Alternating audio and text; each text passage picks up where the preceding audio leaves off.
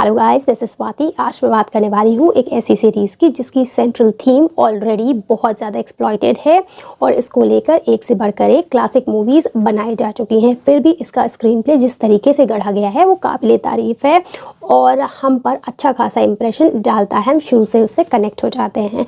मैं बात कर रही हूँ series Mr and Mrs Smith की, जो आपको अमेजॉन प्राइम वीडियो पर देखने को मिल जाएगी।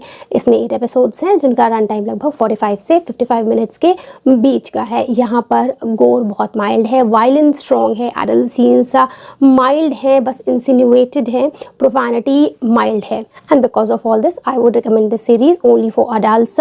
ये हिंदी डबिंग में भी अवेलेबल है जो कि ठीक ठाक की गई है। मॉडर्न टाइम्स में बहुत डिफरेंट कॉम्प्लिकेटेड रिलेशनशिप इशूज सामने आ रहे हैं और ये चेंजिंग डायनेमिक्स ऑफ पीपल की वजह से है। विमेन वर्कफोर्स ज्वाइन कर रही हैं, लोगों को अपनी इंडिविजुअलिटी और फैमिली को बैलेंस करने में बहुत ज़्यादा प्रॉब्लम आ रही है और ऐसे में रेसिज्म, पेट्रियार्की, इमिग्रेशन जैसी प्रॉब्लम्स एक्सपोज हो रही हैं और इन सारी चीज़ों का असर जो प्रेजेंट जनरेशन पर पड़ा है उसके रिपरकशन सब हमें देखने को मिलते हैं। और यही सारी चीज़ें इन डेप्थ इस सीरीज़ में दिखाई जा रही हैं कि कैसे हमारे जो पास्ट एक्सपीरियंसेस होते हैं, ट्रॉमास होते हैं, वो हमारी प्रेजेंट रिलेशनशिप में रिफ्लेक्ट होते हैं और अगर समय रहते उन्हें पहचाना नहीं गया और सुधारा नहीं गया, रेक्टिफिकेशन नहीं किया गया तो हैवॉक हो सकता है। इस सीरीज़ में दिखाए गए इमोशंस इसे ब्यूटीफुल बनाते हैं, लेकिन जो स्पॉन्टेनियस विडी कॉमेडी है वो इसे एंटरटेनिंग बनाती है। जो बढ़िया एक्शन सीक्वेंसेस हैं वो थ्रिल ऐड करते हैं और साथ ही जो मिस्ट्री ऐड की गई है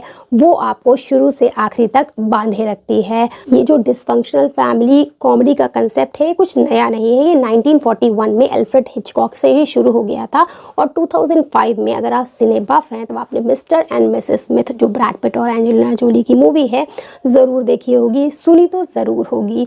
तो वहाँ पर एक्शन को भरपूर बेहतरीन खुले दिल से दिखाया गया था, वो उस टाइम के लिए काफ़ी नया भी था।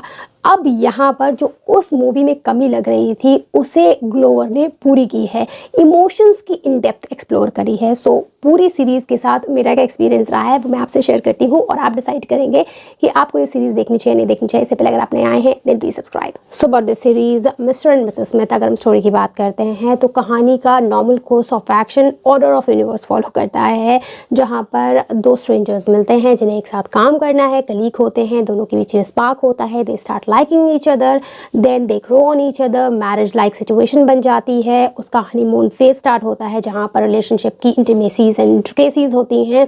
उसके बाद डाउनवर्ड वाला फेज तो आ रहा ही है जहाँ पर इनसिक्योरिटीज़ एंड डिसलाइकिंग सामने आती हैं।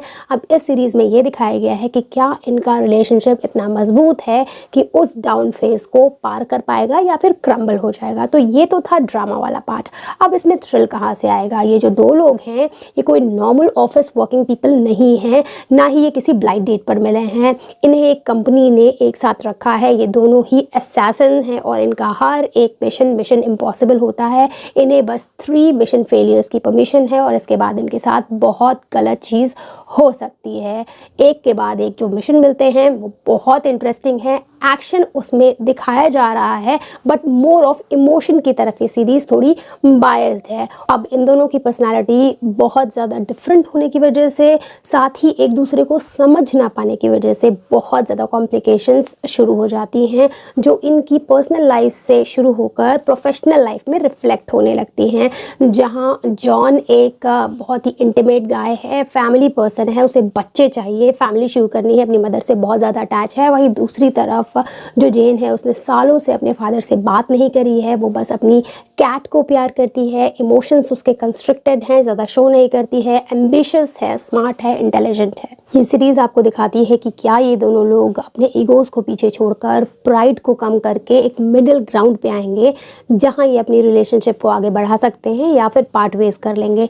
एंडिंग बहुत बढ़िया है। कुछ पॉजिटिव्स और नेगेटिव्स की बात कर लेते हैं। जो इस सीरीज़ का सबसे बड़ा और पहला पॉजिटिव मुझे लगा है वो है इसका रियलिस्टिक टच। स्टाइलिश बनाने के चक्कर में फैंटेसी लैंड हमें नहीं पहुंचा देते हैं, यहीं इसी धरती पर रखते हैं। एक कपल दिखाते हैं जो अपने गुड फेज में चला है, फिर उसका बैड फेज आता है और किस तरीके से वहाँ की प्रॉब्लम्स को टैकल कर रहा है। साथ ही उन दोनों को एक साथ काम भी करना, और काम भी ऐसा वैसा नहीं, बहुत ख़तरनाक वाला है जहाँ पर जीने मरने की सिचुएशन हमेशा बनी रहती है। ऐसे में कैसे वो आगे बढ़ेंगे बहुत ही रियलिस्टिक और बेस्ट पॉसिबल वे में दिखाया गया है।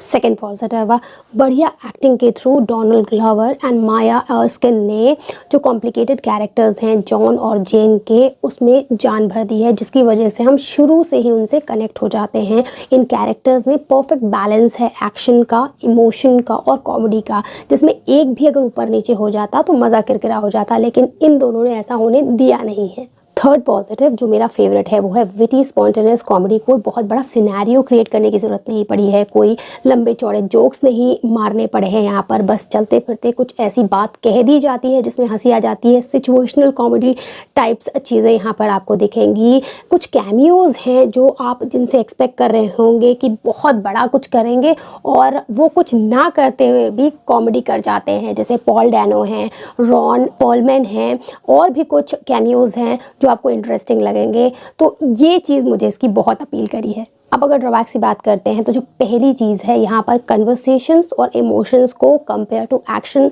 ज़्यादा तवज्जो दी गई है।